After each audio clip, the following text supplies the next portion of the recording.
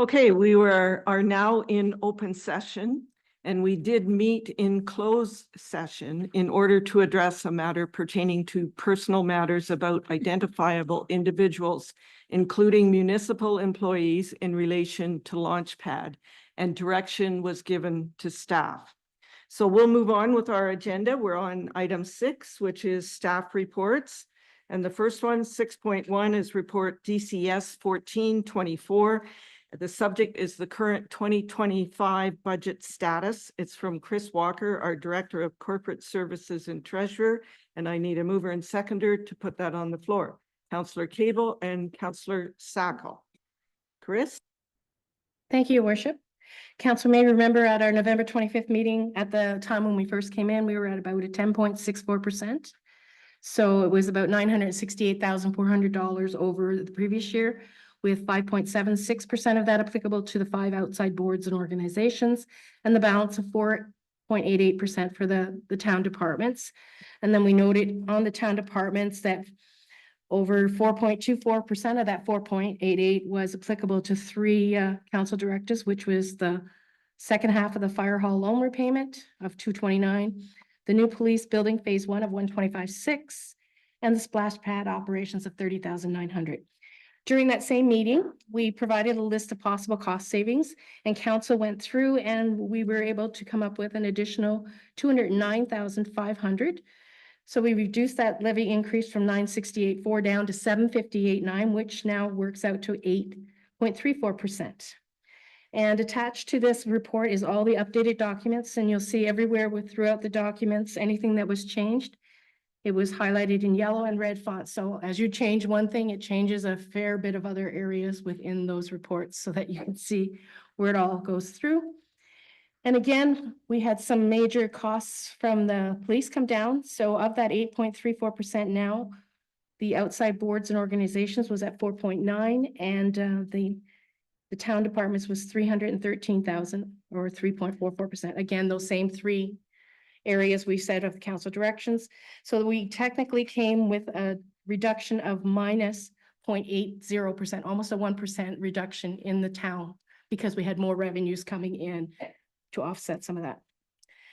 So during that meeting, council requested some additional information for further cost savings to be brought forward at this meeting. So we have provided a list of items to reduce this down further. And the additional amounts that we brought forward is about $56,200.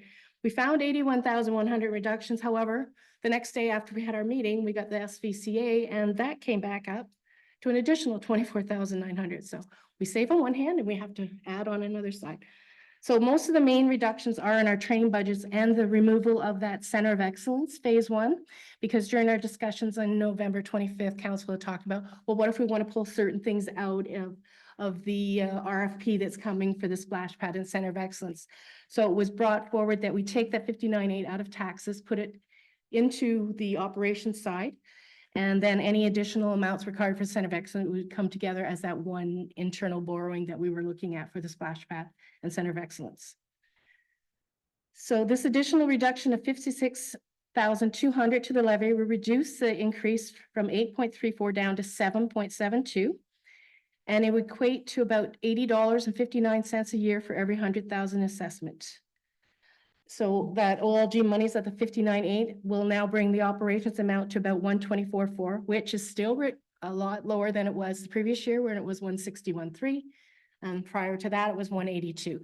Keep in mind, remember, we took all the vehicles off our capital. So we were putting aside about 120,000 a year in capital. So this kind of massages that we're still doing it for our vehicles, but it's more in the operations side. So to those that say, oh, we shouldn't have any in operations, this is a good way to say that, yes, we continue on to better our fleet and continue to keep it up to date and using the OLG monies towards that as well. And then attached to this also was the cost of services if we do it at 7.72% levy.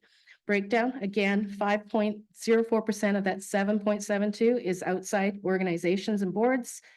And the town is applicable to 2.68% again, with 4.24% of that increase coming from those 3 directives, leaving that the town has additional revenues and reduced their expenses by 1.56% over the previous year's levy.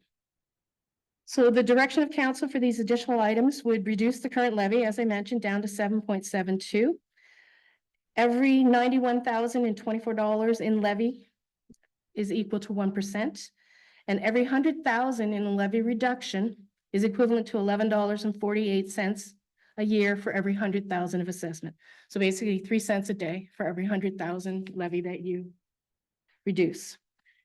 So I have all the attachments there. I just wanted to bring your attention to page 34. There was an error on there and I provided council a hard copy of that. That the current state that we're at is 8.34%. The top part, it was correct, but the bottom part did not break it down. The 4.24% is right, but it should equal 3.44, and that was where we should have that minus 0.80 from the town departments. That's the only change that was done on there. So unless you have specific questions, we could probably just go to the list of savings, unless there was something particular in each department. Again, each of those budgets brought forward were previously what was there, and anything that was changed is in red and highlighted in yellow. So we'll let you see if there's any questions first before we move on. Are there any questions before we get to the possible savings? Can I just clarify though, Chris, like when you say we're going through the list of savings, that's the new list of savings or the list of so that's the list that's on page 79, I believe? Yes. Is that correct? Correct. Versus the list on page 25, the list of savings were savings that you brought forward at the November 25th finance meeting that your direction at that meeting, we implemented into the documents that are before you this evening. The new list of savings is page 79, which we have not brought forward until this evening. Plus there was the follow-up information from Parks and Recreation around the swim reduction options, which is a separate agenda item. So again, we'll be dealing with page 79. Is that correct, Chris? That is correct. The page 25 is what I've told you we're already at, 8.34, reduction from 10.68. Unless you had questions before we go through these individual areas. Okay, first of all, everybody on the right page. Okay. So we're going to look at page 79 of 85. Right, so on page 79, you will see most of the reductions.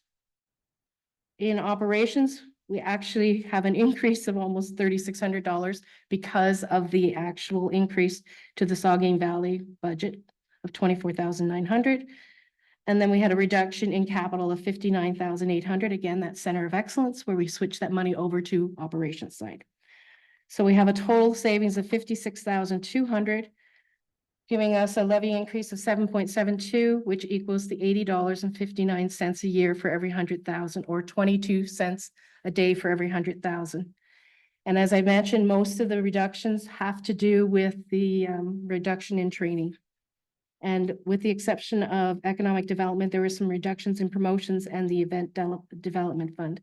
So if you have any questions on those particular ones, there were 3 that we left blank for aquatics because these are the ones that you wanted to discuss further. So we didn't say that these were definitely ones that you wanted to put in, but each department went through and tried to find reductions in training and other areas that they could find.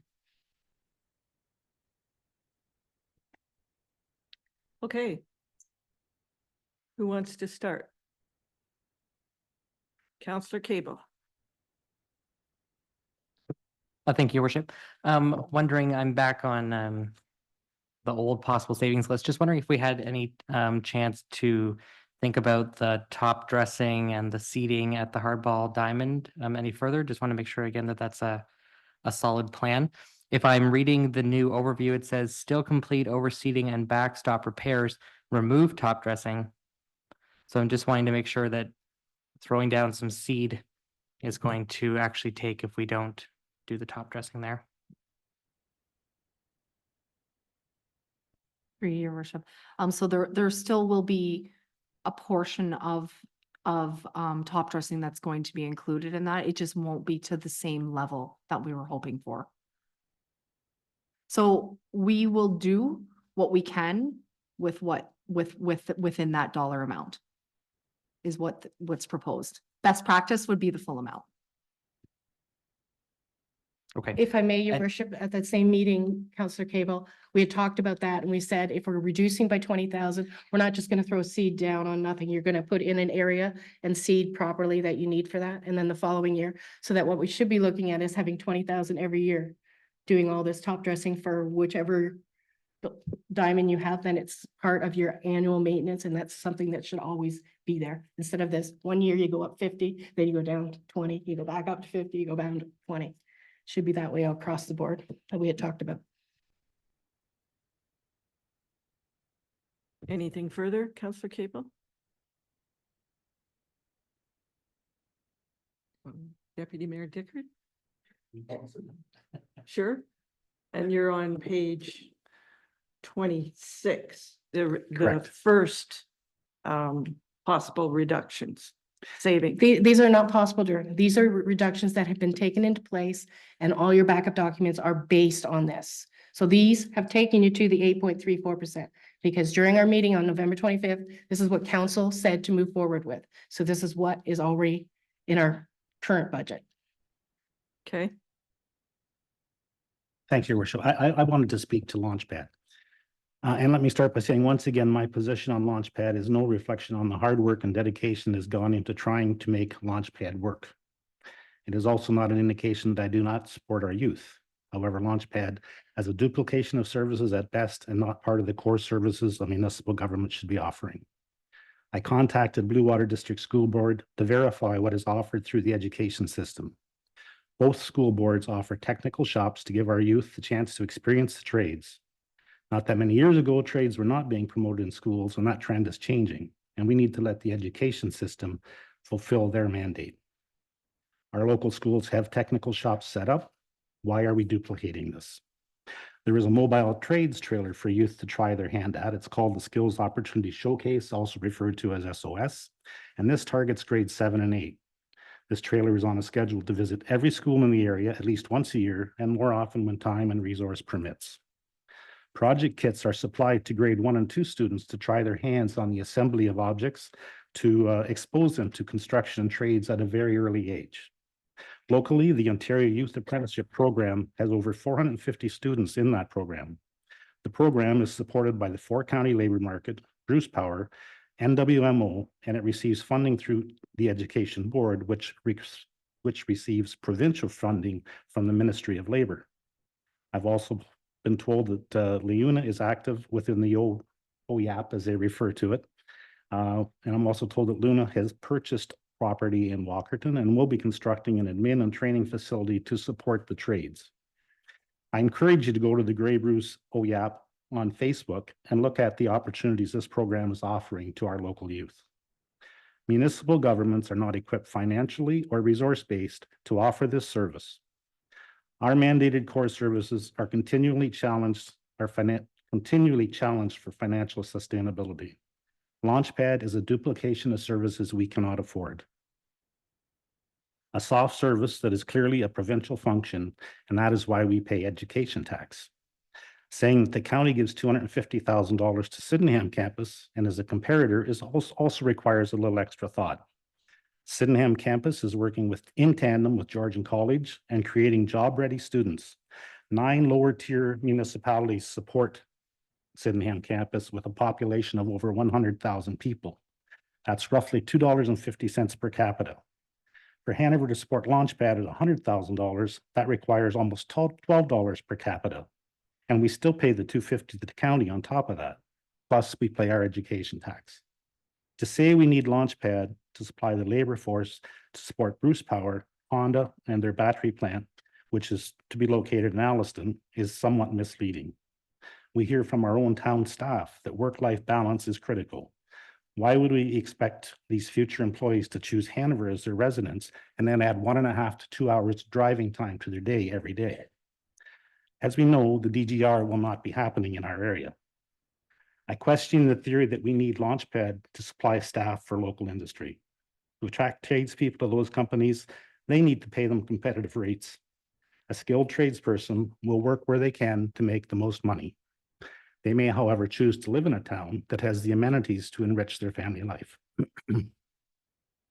If we want to attract a labor force, let's do it with affordability and quality of life amenities the families want and need.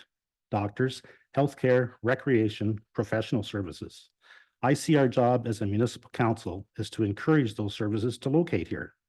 Programs like our community improvement program, reducing red tape, and helping developers and business do business in our town will do more to attract people than duplicating a service the province is responsible for. On a personal note, I myself moved away from the area as a youth. When I returned to the area, it was my career opportunity that brought me here, family, and the cost of housing that made us choose Hanover. My wife and I raised 2 children in Hanover. One has returned to the area. The other continues to reside where he went to post-secondary school and found his career direction. In my conversations with them, it's not what the town did for them that dictates where they settle.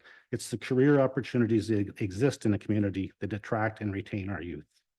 We hear testimonials from people not paying our municipal tax that they wish they had a launch pad. I feel there's a lack of understanding of what the education system actually offers that drives those opinions. To me, it's evident why other municipalities don't have this service. It's too expensive, and it is a duplication of services. We can't afford to duplicate services. We continually hear town human resources are stretched thin. Spending whatever time currently we do that makes up that $35,000 in kind on Launchpad would likely add up to almost a full-time or half a full-time equivalent body back in the office to do the work that we are stretching our staff to the max here to get done at this point in time. Launchpad's vision is to ensure that all youth and young adults can discover and develop their strengths, skills, and passions to prepare for their future. The OEAP program says Ontario Youth Apprenticeship Program is a school to work transition program offered through the Ontario secondary schools. Very similar. It's again, duplication. If we looked at the fundraising for Splash Pad, the arena and the pool, the public wanted and supported those projects. Splash Pad exceeded their fundraising by 20%. Pretty good indication that the municipality and people living here want that to happen. We are looking at cuts to pool hours and programs. If we look at the usage of that facility, I would rather cut our Launchpad spending than keep the pool in operation. We have an obligation to use our financial resources wisely. The Launchpad building lease is almost due. My understanding is that staff and enrollment are not at peak levels. While it is not our decision whether Launchpad continues to operate or not, that is up to their board. Our decision is what financial commitments we as a town are willing to make. It's been said that we will not get the chance to recover the deficit we owe that is owed to the town if we end our financial support. In reality, we are simply being paid back with our own money now if we continue with the support. For the above reasons, I would move that we give Launchpad notice that there will be no municipal funding for 2025, and our in-kind administrative support will cease on March 31st in line with the agreed to clause in the memorandum of understanding. Thank you. So that is a mover. You have moved it as an amendment. Yes, I would move that as an amendment. So I would need a seconder and then we can open it up for discussion. Councillor Fleet, any further comments, discussion?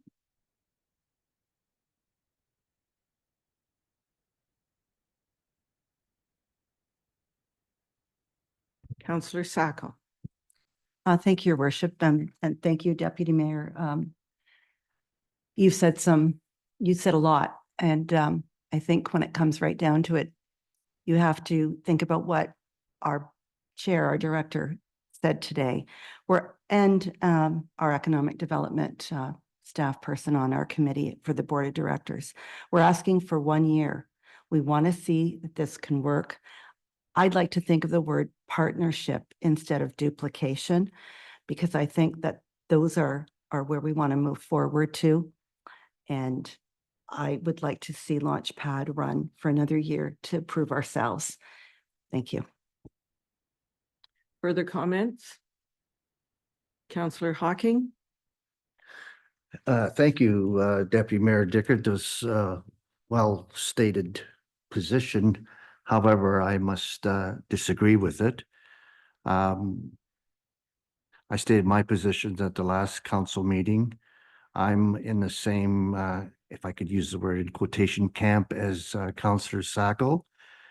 Tonight, we heard a presentation that is enlightening, is encouraging, and most importantly, has a commitment of a board that wants one more opportunity to make this a reality. And if they don't reach their goal for 2025, then I'm willing to accept the unfortunate conclusion that Launchpad is no longer a viable program, but I'm on board to support it for one more year with a donation from the town of 95,000 as agreed in our last budget discussion. Thank you. Other comments? Counselor Cable. Thank you, Worship. I recognize that the motion is on the floor. Is this something that that can be deferred, or we need to decide on this right now? That's probably a clerk question, but my thought was once we've discussed all the possible reductions, we would vote on the amendment and then the main motion for the budget. Clerk? Hey, I've got the nod.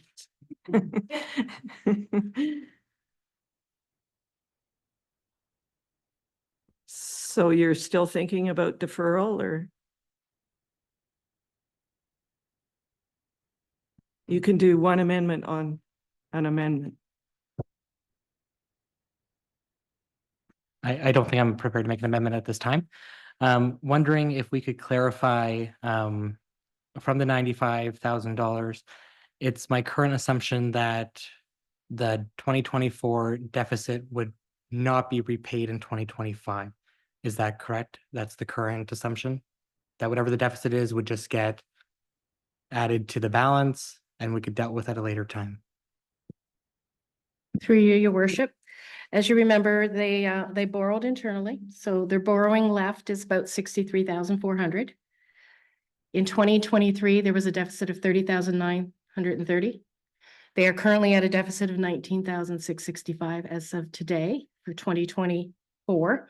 So they will have a $50,600 approximately outstanding at the end of 2024 that isn't part of the loan. So on top of the loan, there would be $114,000 outstanding. What they do in 2025 will come forward with their budget. What they do with the $95,000 that we provide to them.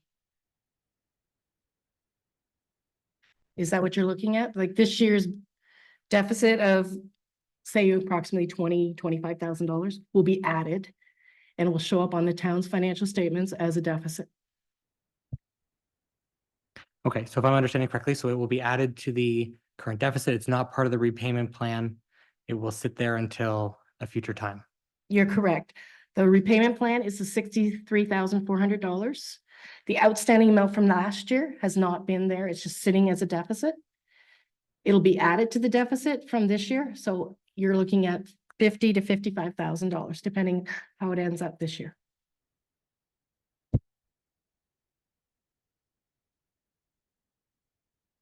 Anyone else? My only comment is I would like to see the Launchpad Board of Directors given the opportunity to try and pay back some of this money. Because if we do not support it, there is no opportunity whatsoever for that money to come back to the town. If we were to offer a year, they at least have a chance to pay back some of that money. But if we don't, there is absolutely no chance. So now let's go on to anything else on possible reductions, whether you're on page 26 or page whatever. Mine's got a hole in it. 79. If I can just add, if you can at least state the page that you're on so that staff are clear accordingly, please, and thank you. Deal with it at the end. Can we not, when we go to vote on the budget status, we would vote on the amendment and then vote on the main motion. But that main motion may change if we decide to some of these possible savings.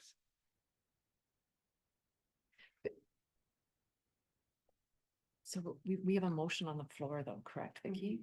Do we not have to deal with that motion? That's, Okay, and maybe I was wrong to say we should have the amendment because we don't have a mover and seconder correct. for the main motion. That's right. So Deputy Mayor Dickert, would you be willing to withdraw that amendment? Because we haven't voted on it until we go through possible reductions. And then vote on the main motion. No, sorry, put the main motion on the floor, then the amendment. Yes, Then we would vote on the amendment, then the main motion. yeah, that would work. I'm fine with that. Okay, That would work. and Councillor Fleet, you're fine? I'm fine with that. yes. Okay, we'll just park that for now. So. Is everybody clear on what we're doing though?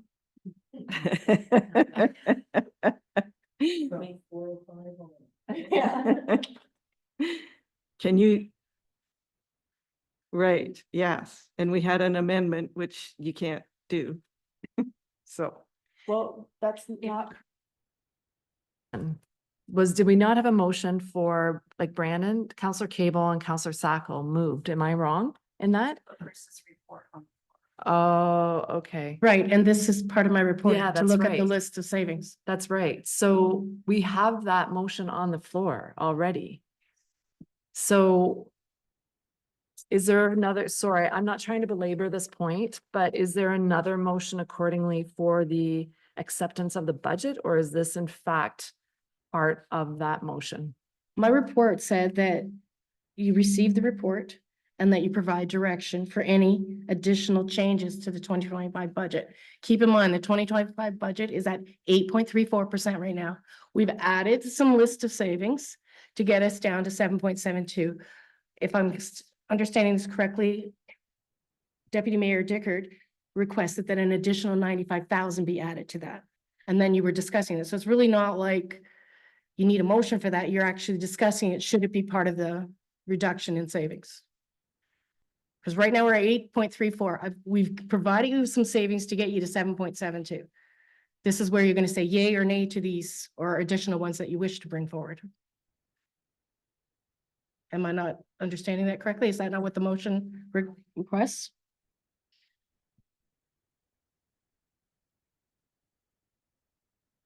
My thoughts are, if we don't go through all the possible savings and we just vote with the amendment, we could turn the whole budget down. Yeah. Or we could pass it. So I would prefer to just park this amendment if we're allowed to do that, discuss the possible savings and come back to the amendment and vote. If the clerk allows that. I concur with that process. Okay. All right, so possible savings. We're on page 79. And I hope somebody has something after we just went through all that. Councillor Sacco? So correct me if I'm wrong, am I able to look at PRC budget reduction options on page 85 as part of that?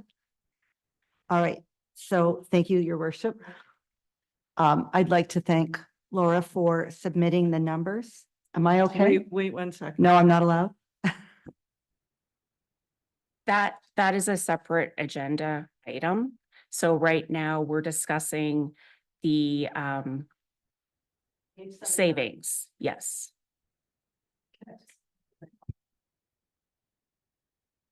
Can I Go just ahead, add? yeah. So I'm gonna share, if I can just clarify, again, the reason we're dealing with page 79 is because these are savings that are defined at this point in time, that you didn't ask for additional information at your November 25th meeting, okay? So essentially, we are dealing with page 79, of which, yes, the PRC items are listed there, but there's no dollar values, correct? We'll be dealing with those separately under 6.2, which is really after this. Following 6.2, that's when I'm assuming that's when we'll take these, the motion and the amendments to the additional motion and provide the vote accordingly. Okay? So we're back on page 79.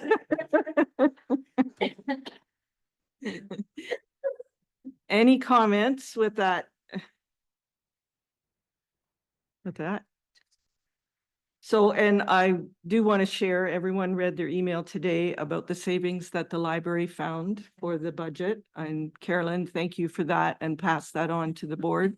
That is appreciated, as every department has gone back probably more than 1 or 2 times to find savings. And I realize everyone is making cuts to programs and services, but that will be the norm moving ahead. Otherwise, we will have a higher tax increase every year. We need to find our savings. What people, can I say it? Is it a want or a need? Okay, so can we talk about the pool on this one or not? No, no. No, I think this is where you say any of these savings, nothing Yes. that you don't agree with. If not, we can now say that we're at 7.72% if you agree with all these changes. And that's what will take us to 7.72. And now we can move forward with other possible reductions. And this is where you will come back and forth saying, we want some more changes here and there. But this report is just to say, these are the additional savings. Do you want to make these or not? All right. So everyone's in agreement with these additional savings? Deputy Mayor Dickert. I'm just not sure where we're at with this closing the pool Sunday because we have no numbers there yet. Yeah, but we're not dealing with 85, we're dealing with 79. Again, you're dealing with the numbers that are before you on page 79. The pool related items are the very next agenda items, so just be patient. Chris is bang on. If you are okay and there's no further questions about the numbers you see on page 79, then they've been they will be, thank you. They will be incorporated into the final. It would Budget. take you to 7.72%. And then from there, you can say, I have additional changes. If I think, with the motion that's on the floor right now, it's that council provide direction for any additional changes to the budget. So it's not just approving or accepting what's here. That's not how it was intended. It was to say, this is my report, and here's what I'm showing you as further possible savings. So give me direction on these savings. Do you want to go from 8.34 to 7.72 with these changes? If any of these changes are not satisfactory to you, let us know which one, give us direction on that. And then that will change it to a certain amount. And then council wanted to deal with the pool separately and then any other additional savings. Maybe we needed a separate motion for something later, but this is to accept this report as it brought forward.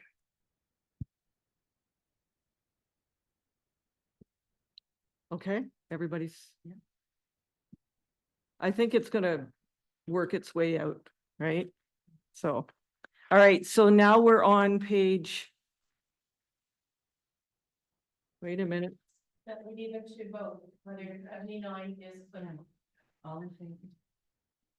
So what Chris is saying is that the intention of her report was that council approve these additional savings as presented, not to provide direction for any other changes outside of this.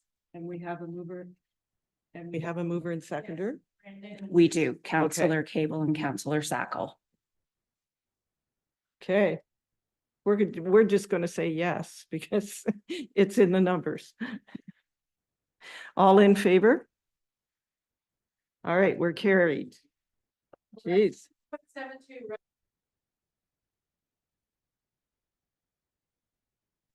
So we're on page 85. Let's get to 85. Laura, you're going to start? Yes, thank you, Your Worship. So as a follow-up from the November 25th meeting, council had asked kind of for some data just relating to the impacts that some of the pool closures could potentially have. So we certainly took a look. We we actually keep track of all of our attendance at our swims anyways. So it was just a matter of taking a look and kind of trying to do some averages and even kind of look for some trends as well.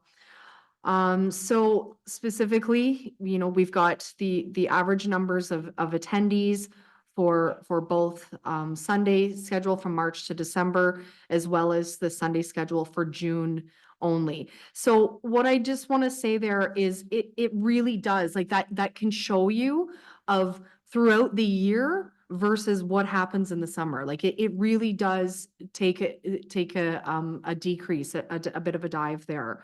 As far as numbers of attendees. And then I did go so far as to also provide Saturday. I know that that's not what council requested, but when we were looking at the numbers anyways, so I did provide that down below based on Saturday schedule for July and August. So that has been provided. Just a couple of comments that I will add to this. So swim team wraps up in June. Particularly even last year, right now they currently do have bookings for the weekends in June for Saturday only. Last year they actually didn't use them. Once they had their year-end swim meet, then they wrap things up. They do currently have a booking for June, but that's really not an impact anyway. So there is no impact to swim team. And then also council had asked about the impact to staff. That was one of the questions. And really the impact to staff we anticipate is going to be minimal. Our summer students have expressed a preference not to work weekends. And, that's certainly something that, they do. And, that's something that, that's part of the job. But of course, if there is, a Monday to Friday option, that would certainly be attractive to, most people, I would imagine. I will also note, so we spent a lot of time on providing those percentages on how much is used, like passes versus paying cash, or using their passes or membership. So particularly, for example, I can make the assumption that based on reducing one lane swim, the impacts would be far greater to the membership base because 72% of our lane swimmers use that pass or a membership versus 12.5% of users would use a pass or a membership for a family or a public swim. So I can't say how much revenue we would potentially what revenue impacts there would be to our membership sales. That, I don't have that ability, but by showing you these percentages of how often they're being used, we can make some assumptions that there would be a far greater impact to those sales based on lane swims versus our public and family swims. I think that was all the details that I wanted to make sure I highlighted, but I'm open to questions about this data. Councillor Sacco. Thank you, Your Worship. Thanks for providing the numbers, Laura. I think I was the one that asked for those. And I'm going to start at the bottom of page 85 with the Saturday schedule. I can certainly see why you don't open on a Saturday with the numbers that are there. But I still like to see the other options available, like the Sunday schedule, I think is important, particularly that first grouping from March to December. I know that financially it's not good, but publicly, I think it's fantastic. I think people want to be able to come in and swim. So I would like to keep those. Thank you. Can you clarify? Yeah, through your worship. So, Councillor Sackle, we currently are open on Saturdays for July and August. So that's just to clarify that. So, yeah, we're closed Sundays. Sorry if I misspoke about that, but I just want to add, that was Sherry asking Laura to provide some of the Saturday data. Council was very clear on November 25th that you wanted to keep Saturdays. However, given my former work hat with the town of Hanover, I knew that Saturdays, as you can see, is not a very busy day in the summer, but we were hearing from council that no, we want to keep Saturdays. Again, it was Sherry saying to Laura, please just provide Saturday data so you have some understanding of what that investment is to stay open on Saturdays and for the number of individuals that you are achieving by doing so.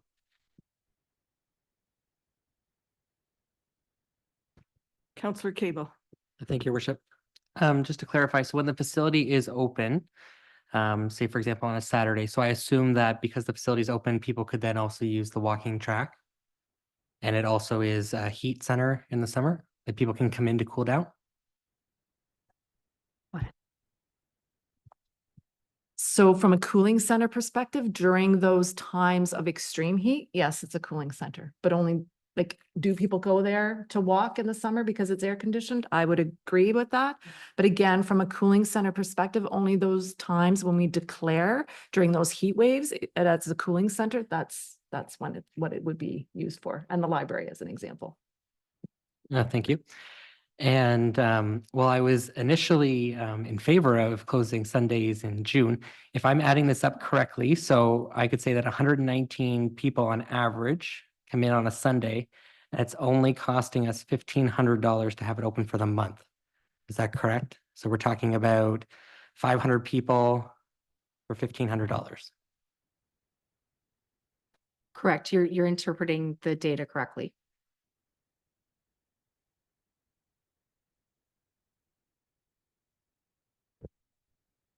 Any other comments? Questions? So what's your wishes? Close on Saturday, close other times, leave it as is? What's your thoughts? Councillor Fleet? Thank you, Your Worship. I agree with Councillor Cable. He had a very good point. For $1,500, I say keep it open, but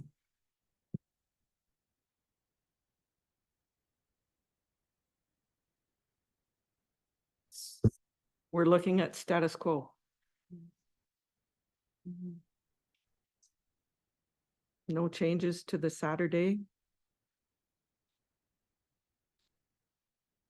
Councillor Hudson? Thank you, Your Worship. I had wondered about the lane swim, and yet you have indicated to me, Laura, that that affects 72% of the people that have a membership, which then made my brain go, oh. So by doing that, that doesn't really make a whole lot of sense then. So the Saturday schedule, July and August, is where you're saying that there's less because there's less people around, because they're using outdoor facilities, the less impact. Okay.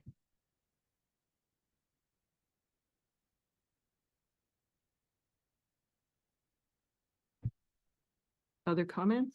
Deputy Mayor? Thank you, Your Worship. So the Saturday schedule, July and August, we have about 41 average per week. And to close for those 2 months, we can recognize the savings of $4,000. But the Sundays is the more popular one. Or it's closed Sundays, yeah. So we would be totally closed on the weekends, yeah.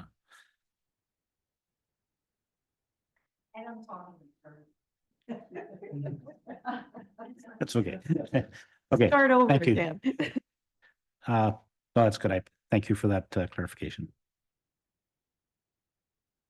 There was a time we were closed Saturdays and Sundays. I forget the year. Yeah, it was pre-COVID. Brandon, Councillor Cable might recall, but we were closed Saturdays. And that was a staff decision to close Saturdays because of this exact data that's before you. It's not very busy. You can close and save some dollars. And Laura, is that both customer service and staff dollars that you save, the total? Okay, thank you. So you save around $4,100. Your impacts is fairly minimal to your membership base and your public members. Are there people that are concerned when the building isn't open on Saturdays? Yes, there are. But it was council's direction during a very budget meeting that you wanted to see us be open on Saturdays, and we fulfilled that. It was at an added cost. But as you can see by the data, it is an opportunity for some savings, with minimal impact. Thank you, Deputy Worship. And with this added explanation, I think that we likely should close on Saturdays. We do have a splash pad coming that is going to offer different avenues for people to use, to cool down, to enjoy the outdoor and summer weather. So I would like to see us close on the Saturdays and rely on our splash pad to take up the slack for that decision. And with regards to a cooling center, I would imagine if we were in a 10-day heat wave, we would open up the P&H Center for our residents that do not have air conditioning. So it's not like it's, you know, set in stone, because that's almost an emergency when you're with a heat wave that long, so. So that's the only thing on this page. We're looking at Saturdays. So, okay, now tell me, you got me all confused here. Do we give direction? Or are we voting to close on Saturdays?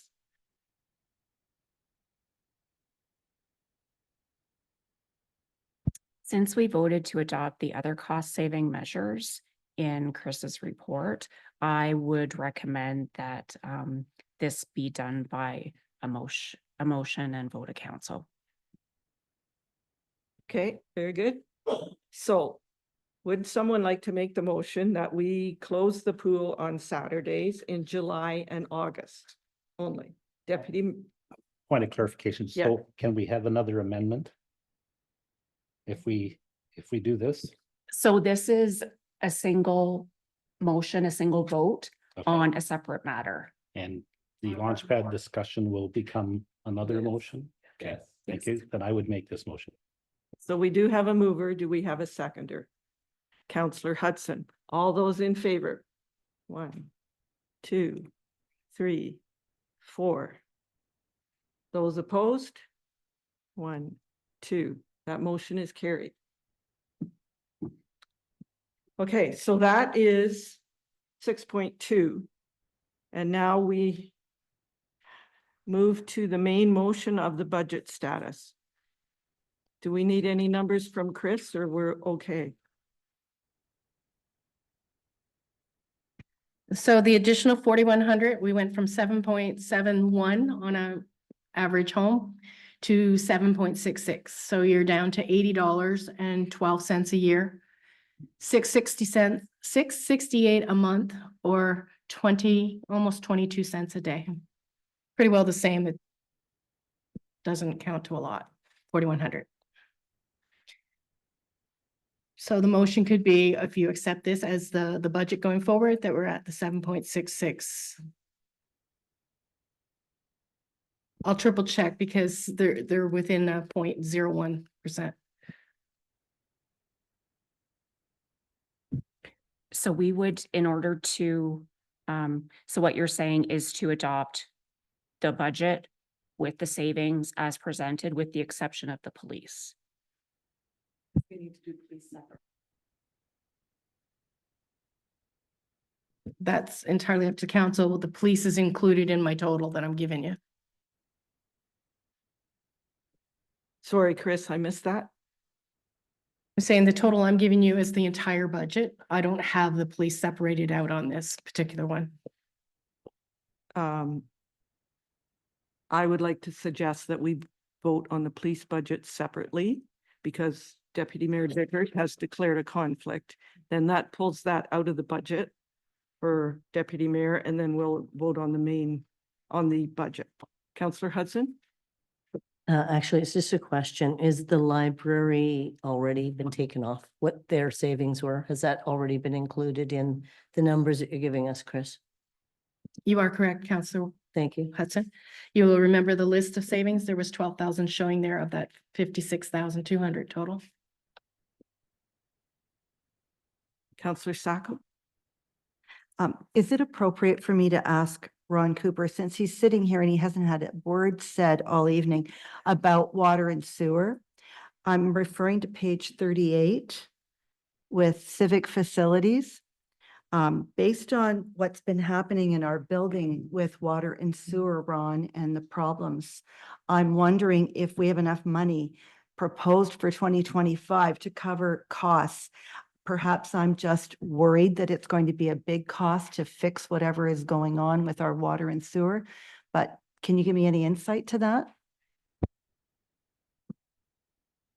I guess I would say for 2025, we got some larger capital projects coming on. They've been in the works for a few years and are approved in the budget, is carrying on with some significant ones in 2025. So I think overall we're following our forecast for capital expenditures, and I think we're in good states.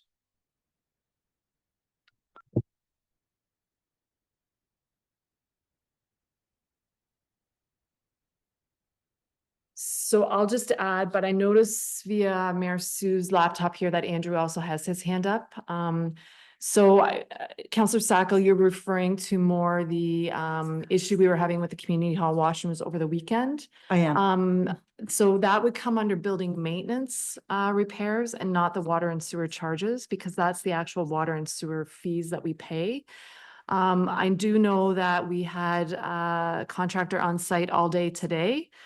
We feel that we have resolved that issue, and we'll be following up with some of our user groups accordingly based on what we pulled out of our sewer lines. And yes, that's going to come with a cost, but it's going to be in the shared building maintenance and property that really these kind of things are unplanned, and it's really a 2024 unplanned amount versus a 2025 unplanned amount. Again, I see that Andrew's put his hand down, so perhaps there's some telepathic ESP going on between Andrew and I.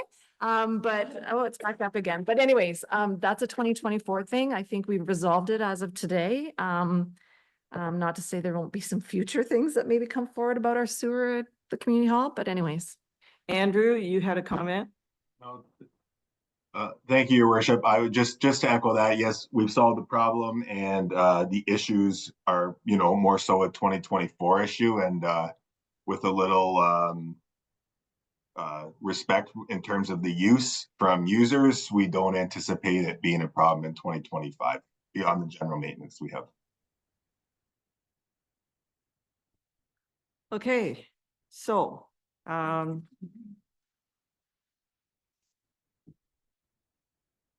if I get this correct, we're going to do the police budget first. And Deputy Mayor Dickert has declared a conflict. So I need a mover and seconder to that council approve the 2025 Hanover Police Service budget as presented. I have Councillor Sackel and Councillor Hawking. All in favor? That is carried. We should have done that right off the bat. Done. Yeah. Okay, so now we have the main motion, which I'm going to ask Councillor Cable moved it and Councillor Sackel seconded. That report DCS 1424. No, we need a separate motion here. You already have it. Yes, please. I think. So Okay. if I may, Throwing my through feet your, out. Yeah. Mayor Patterson, the next motion then would be to vote on the balance of the municipal budget with the cost savings that were approved this evening. With an amendment. Well, we need. If they choose. Yeah. We have to do Yes. this first. Okay, so I need a mover and seconder. For, weren't we 7 point something? With the 56,200 that you approved on my report and the additional 4,100 from Laura's report, your new levy requirement is $9,801,000, or an increase of $698,600, equal to a 7.67% levy. So you saved 0.10 over what we had told you it would be around there. And it works out to $80.12 for every 100,000 a year. Thank you. Sorry, that includes the police budget that you just approved as part of that total, okay? So now I need a mover and seconder for that, Counselor Hawking and Counselor Cable.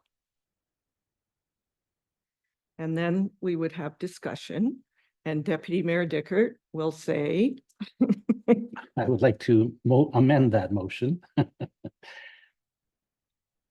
And give notice that to Launchpad, there will be no municipal funding for 2025, and our in-county administrative support will cease March 31st in line with the agreed to clause in the MOU. and a seconder, Counselor Fleet. So is there further discussion with this amendment? Counselor Hudson, I'm just wondering, can you tell me when the lease expires? April? The lease is set until May 2025, end of May 2025. So would we be able to change it from March to May to coincide with the MOU, to coincide with the leasing agreement?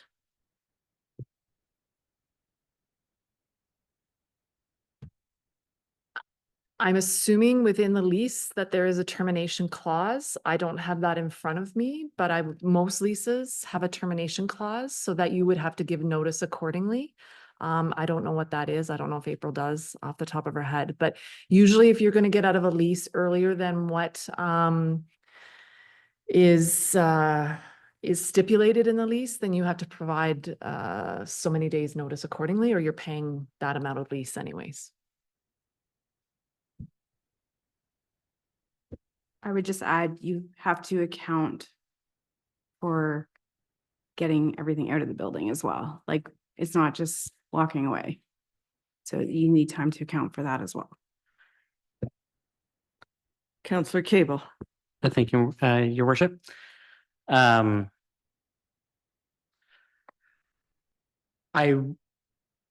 It certainly is something that I've struggled with, and the idea of duplication of services, something that I spoke about at the board meeting last week as well.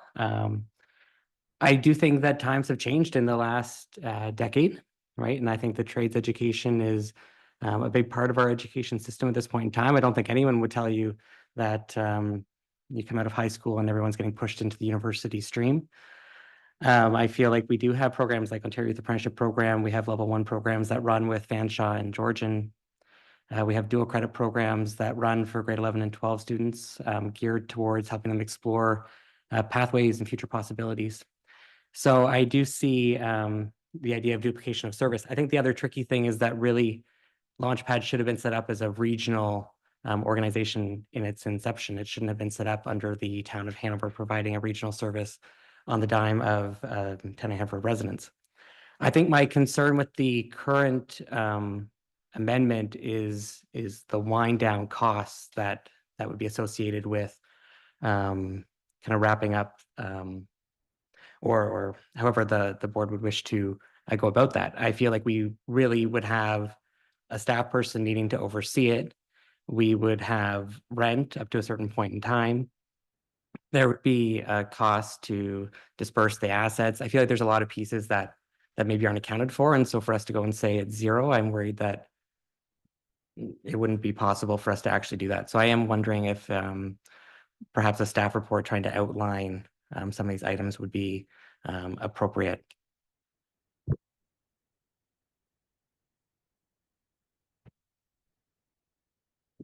That's certainly correct that we will, if this vote carries, that we would need some further information on the process and the extra costs that will be incurred. And unknown costs, I would also say. Sherry. Agreed.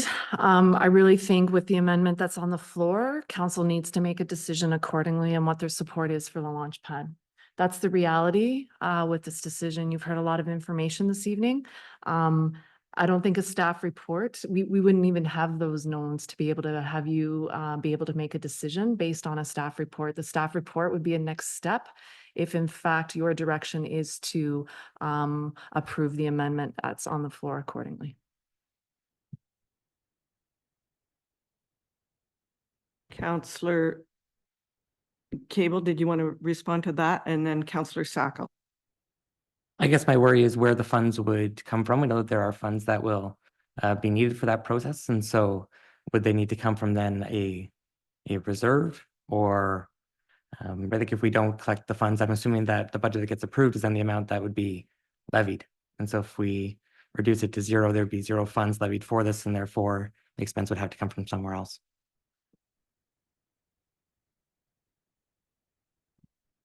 Through your worship, if council still leaves the 95,000 in, you could say that it's to pay any launch pad deficits so that taxes this year are covering it. So it's still part of it, but you're not giving it to launch pad. You're keeping it in the economic development budget, and then that money goes and clears the deficits as much as possible. It's not going to clear it all. The 95. If, however, you go in that direction and you drop the 95, because I'm pretty sure you're going to want to know how much that would reduce you down, right? It will take you down to 6.62% on the amount, worked out to about $69.21. So you're basically saving almost $11. Again, as I said before, every 100,000 is about $11.48. I would just add that should council move forward with the amendment that's on the floor, I would assume that any disbursement of the assets that are truly launch pads would help to offset some of the costs that would be realized accordingly through this process. But again, will that cover all the costs? Don't know, have the answer to that this evening. And if it does not cover all the costs, Chris, am I correct in saying it would be the town's responsibility Yeah, to cover the that town will accordingly? cover the amount from their Correct. general reserves. Yep. As we mentioned in, I think it was November 25th, the Yep. different options there as well. That's right. And I did have opened their lease and I do see it. It expires April 30th, 2025. You have to give 90 days prior notice whether you're going to extend the lease or get out of the lease. If I can just add to that, April, there've been some very preliminary conversations around lease with the owner. Nothing we can share at this point in time. But there have been some preliminary conversations about what lease renewal looks like because of the fact that we knew that lease was coming up in April. Again, nothing's been sorted out or confirmed at this point in time. It's just sort of as a very preliminary conversation accordingly around what lease renewal conversations may look like. So what does the MOU say? Do we have to give 60 days notice that we are not funding? Can I?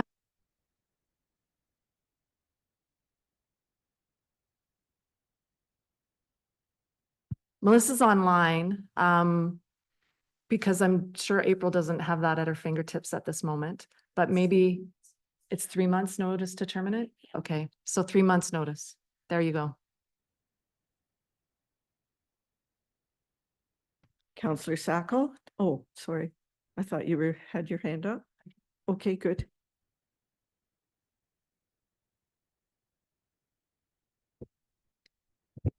The MOU speaks specifically to the admin services that we're providing.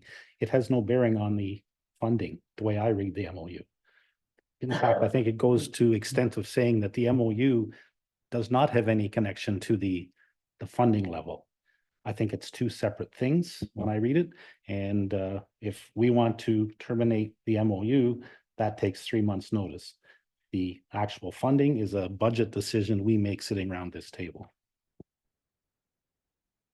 Counselor Sacco? Back to amounts of money owing if Launchpad ended. What happens with the contracts with the staff that are working? Is there a severance pay? Is one of my questions. So I'll deal with that one first. Melissa, and I realize we're getting on a fine line here when we're talking about staff and individuals. So I'll leave that to you, Melissa, if you can speak an overview, I guess. Sure. So in any situation where an employment relationship might be ending for any reason, we would consult with our legal requirements to make sure that we are meeting any payments that may be necessary. And it is very likely that there could be.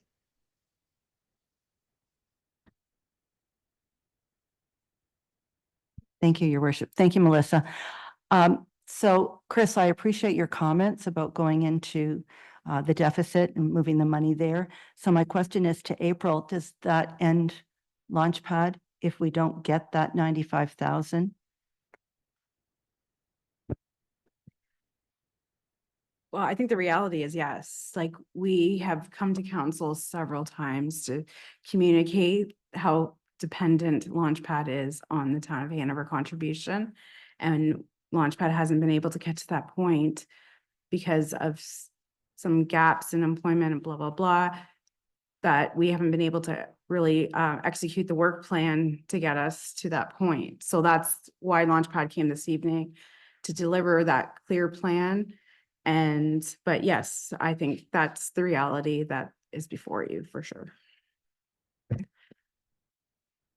On November 25th, I said that April has a team of staff behind her. So as much as April takes the brunt of these questions, Chris is involved, I'm involved, and there's other staff members. Melissa's also involved.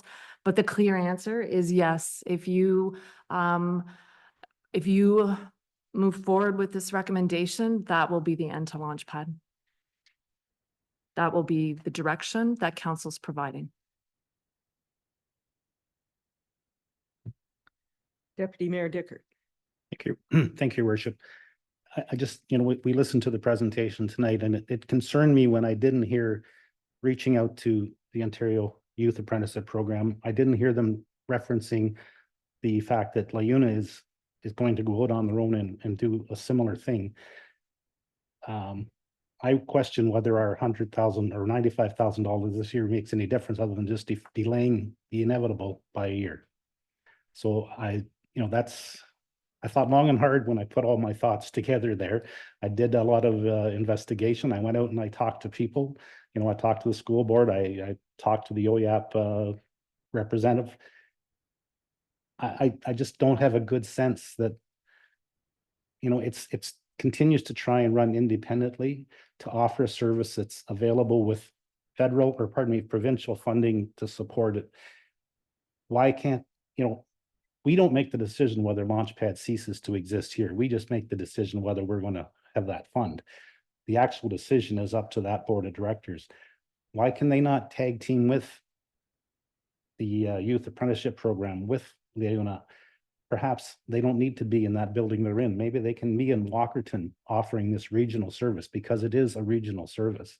We heard that in our other presentation from Launchpad that there's a lot of outside residents taking advantage of the programs that are offered there. I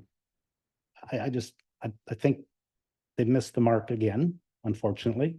And I do strongly feel that continuing this is just pushing this 1 year further down the road. We're going to be liable for the staff. We heard reasons for that situation. We will be that way next year. We continue to push off these decisions. As I said, we're looking at cutting core services that this community offers at the pool. We've asked our fire and protection services to cut their budgets. There's been no cuts here over the last 6 years that I've been on this council for Launchpad. It continues to just sail along with that money.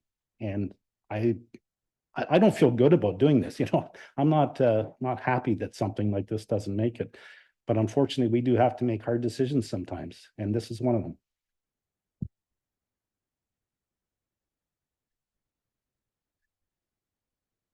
Last call for comments. April, go ahead. I just wanted to clarify that the presentation this evening was directly related to the budget and what the board feels can be delivered in light of the budget recommendations. It doesn't go as broad as what Deputy Mayor Dickert is speaking about, but I do want to provide some additional context that we've told you in the past as well that we have applied to the Skill Development Fund. We didn't account for that right now because it's an unknown still. I'm not gonna say that it's something that is happening, but we've applied for it. We have letters of support from OYAP and LiUNA to work with us on that project. They see a place in partnering with Launchpad. I acknowledge that LiUNA said that they are building another center, but they still see a use for partnering with Launchpad and delivering some of their pre-apprenticeship training there. And OYAP also sees the value in continuing to partner. I'm sorry, I'm not prepared to speak to this in detail tonight because I didn't realize that's where this conversation was going, but we do have those letters of support. So there is a partnership there. Okay. So we have an amendment on the floor and it's been moved by Deputy Mayor Dickert, seconded by Councillor Fleet. And Vicky's going to read it for me. Before I do, Yeah, I'd like a recorded vote on this issue, please.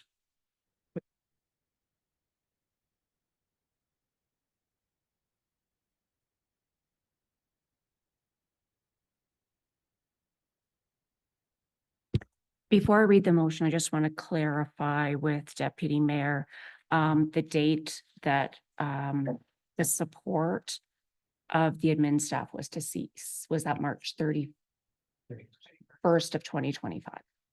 Okay. So the motion that I have, moved by Deputy Mayor Dickert, seconded by Councillor Fleet, that council give notice to Launchpad that administrative staff support cease as of March 31st, 2025, and that council not approve a funding contribution to Launchpad for 2025. Okay, I'm going to Councillor Cable. Thank you, Your Worship. I still have concerns about the date. I think so March 31st, we know that the lease ends, so we would give 90 days notice. Right now it's December, so perhaps that would work. I'm worried about wind down costs that would be associated with this. I still don't understand where those are getting paid from if this budget is eliminated. So as stated before, it would be through the disbursement of any assets that we have that are considered Launchpad. Obviously, they would need to be declared surplus accordingly, and they would be dispersed in whatever means are determined at that time. That could help offset some of those costs. And as Chris noted, if there's a cost that over exceed that, would come from the town's general reserves. So that was stated previously. That's how that would be covered.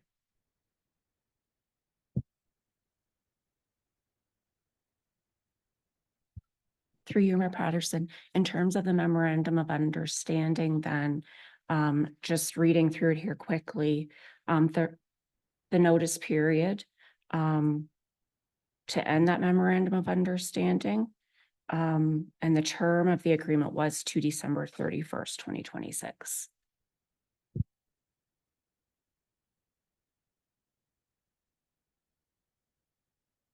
So a recorded vote on the amendment.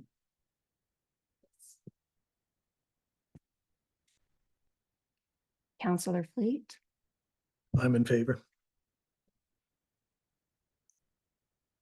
Councillor Hawking, Opposed?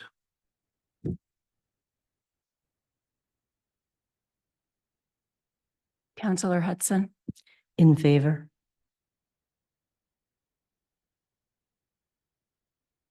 Councillor Cable, Opposed? Councillor Sacco, Opposed?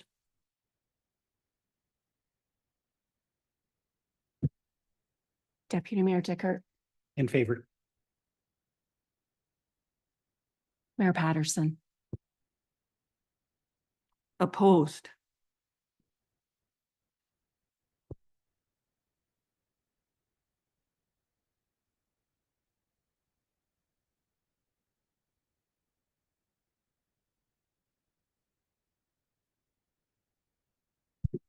That motion is defeated. 4 opposed, 3 in favor.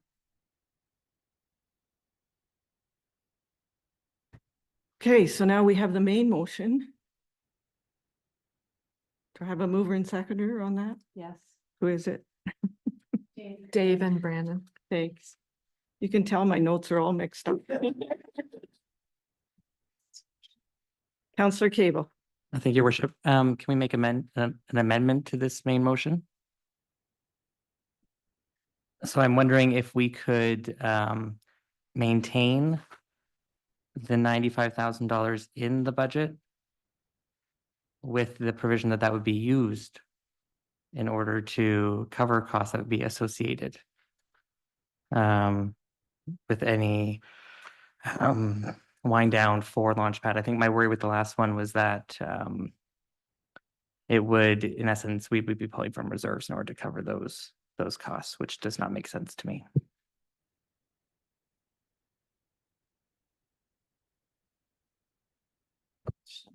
It's a clerk question, but I believe it's a similar motion. The funding is different, but the intent of your motion is similar to Deputy Mayor Dickert's.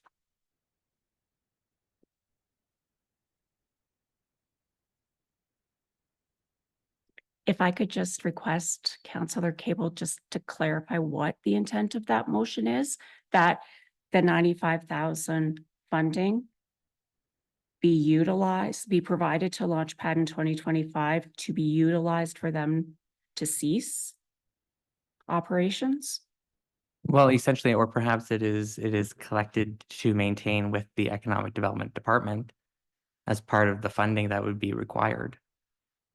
Essentially, if I'm understanding correctly, so the previous motion would be that there was $0 going. They're still going to have rent that's going to be January, February, March. There's going to be no funds to cover that. We're going to have, as Melissa had indicated, potential staffing costs that are not accounted for. I'm thinking this is why I had asked for whether we could have a staff report. I'm thinking our costs could be significant and we're currently not accounting for those. And I don't want to see a couple $100,000 come from reserves.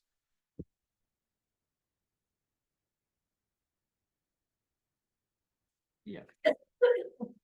Again, I think Councillor Cable, the intent is important here. And I understand what you're saying, but your intent would still be that Launchpad cease to exist. I understand. That the funding I'm going to clarify that the funding provided is for the wrap up of Launchpad as opposed to the ongoing operational as it exists now. I suppose it was my understanding that the last amendment changed the line from it being $5,000 on our sheet to being $95,000 on our sheet, or $100,000 on our sheet, I guess it would be, based on this. And so it's the number on the page that I'm looking to amend. If I could, the one you're talking about is the one that we agreed to on November 25th that brought us to 8.34%, which was a 5,000 reduction in the Launchpad. Council accepted that at 8.34. Today, we gave you additional savings that now put you down to 7.72. And then we're further down, we're now at 7.66 with the $4,100 on there. And then if I'm correct, Deputy Mayor Warren Dickert brought forward that we cease the $95,000. So that could provide us further savings, or as I suggested, you take that 95,000, leave it in the budget. So your budget stays the same, but you agree to do something different for Launchpad. There's a possibility you could pass the budget to be with the 95,000 there and come back later and say where you want that 95,000 to go on how Launchpad does it. That's entirely up to you, but you already had a motion. And that 95,000 was defeated. You're asking for the exact same motion in a different manner. So right now, as it stands, the 95,000 is going to Launchpad according to this budget. And they're going to be in business for another year to come back to council. Maybe you ask them to come back in June or July and say, give us an update. And at that point, you've got your 3 to 6 months that you need to know what you're going to do for 2026. But right now, as it stands, your 95,000 is going to Launchpad. If it's approved, the entire, yes. Well, your amendment was defeated, so your current one on the budget is 9,801,000 with a 7.67% levy at $80.12 a year for every 100,000. That's what you're voting on right now. But now you're asking for another amendment? I thought you can only have one amendment. But he's putting an amendment to the amendment that was defeated. So if I'm understanding correctly, I can vote opposed to the main motion and the budget will fail, and then we can come back. That's a possibility, yes. Okay, we're on the main motion.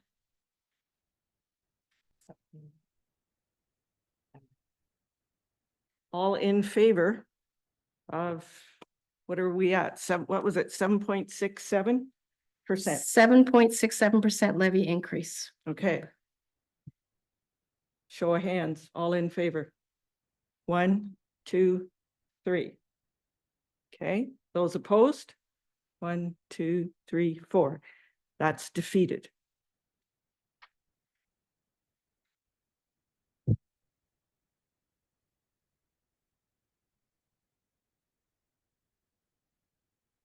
All we have left is the adjournment.